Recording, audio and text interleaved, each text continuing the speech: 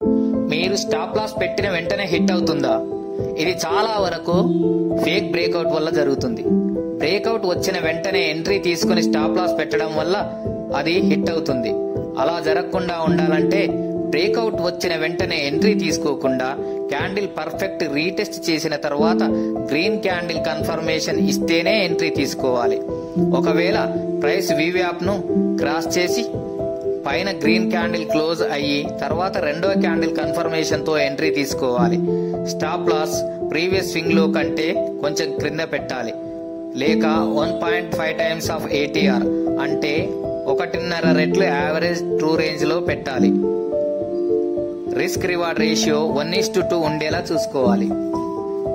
Safe entry తీసుకోవాల్సిన places: trend line breakout తర్వాత, demand zone లో, లిక్విడిటీ స్వీప్ అయిన తర్వాత, సప్లై రిజెక్షన్ లో మరియు వీవ్యాప్ రివర్సల్ తర్వాత. మరిన్ని వీడియోల కోసం please subscribe my channel Chari market trading.